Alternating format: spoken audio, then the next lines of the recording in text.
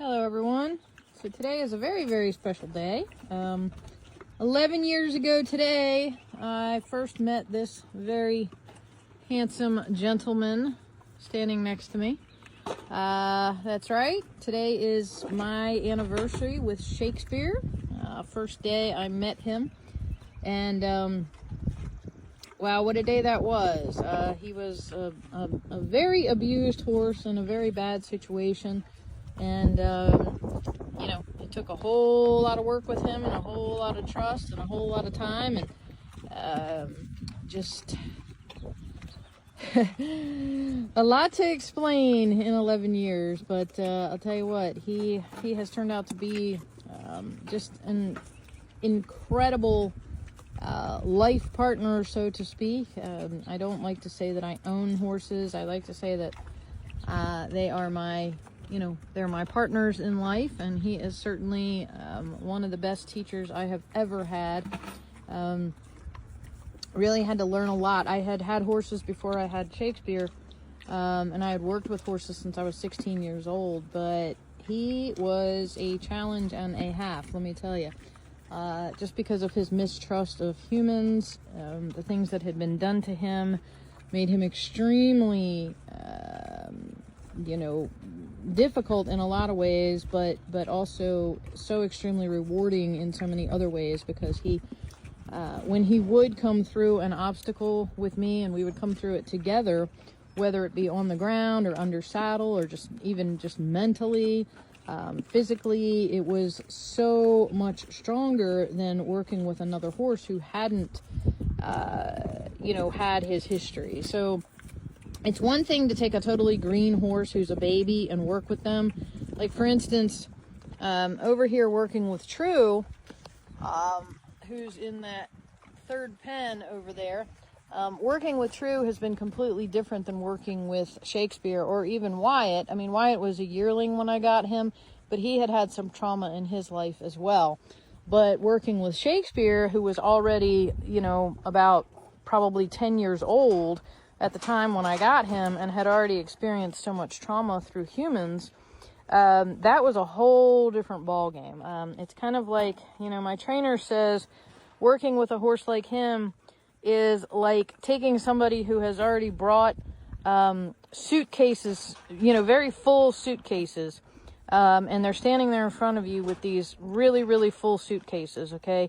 And what we have to do as their human companions and partners is we've got to go in and we've got to empty those suitcases of all the bad stuff, and then we've got to start over and put good in those suitcases.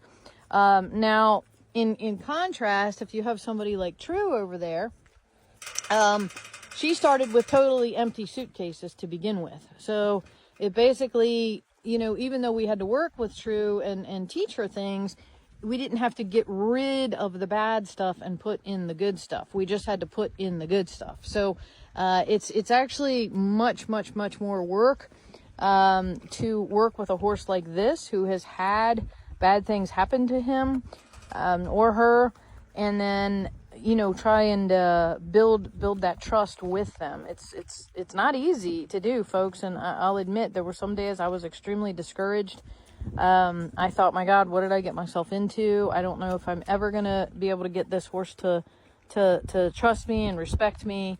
And that was really what I wanted. I wanted to earn his I wanted to earn his trust. I wanted to earn his respect, and most importantly, his love. And I'll tell you, he has given that back to me 1,000-fold. I trust Shakespeare implicitly now.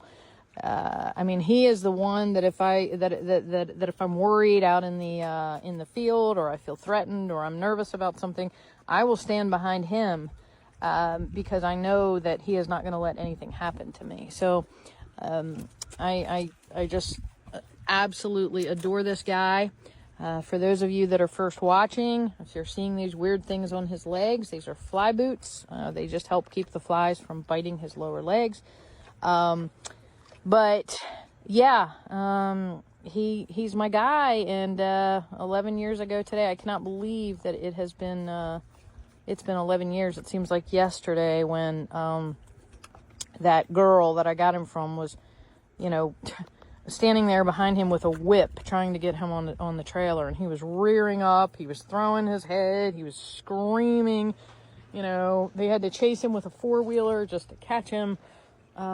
He was a totally different horse at that point in time, but now he's just you know, he's an amazing guy. He's an amazing companion, partner, friend, and you know, really just kind of I would say he's a soul friend, and I love this guy.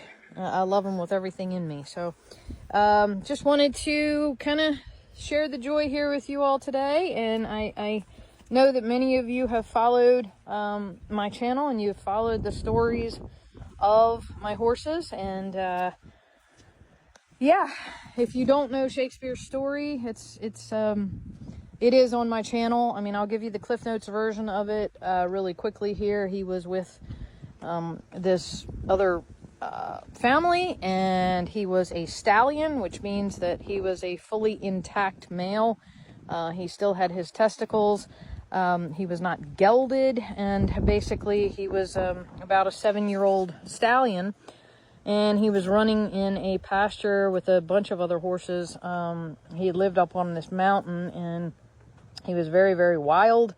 But when I got him, they had gelded him, and the way they gelded him was they tied him down in a set of stocks. No vet, no anesthetic, no, you know, no pain medicine, nothing. They just tied his legs down. They shoved him in this wooden set of stocks, and, you know, Grandpappy on the farm cut him and removed his testicles, and then they basically turned him back out into the field. So he was, when I met him, he was just all bloody underneath there. He looked like hamburger meat. He had maggots all over him underneath there, and she was getting rid of him because she said that she tried to use him for barrel racing and he wasn't fast enough. Well, let me tell you something about this horse.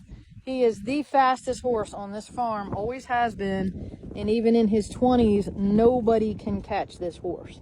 He runs like the wind when he runs. And and as a matter of fact, the barn owner just said the other day, he said, I'll tell you one thing, Shakespeare, even in his 20s, there's not a horse on this farm who could begin to catch him. When he wants to fly, my boy flies.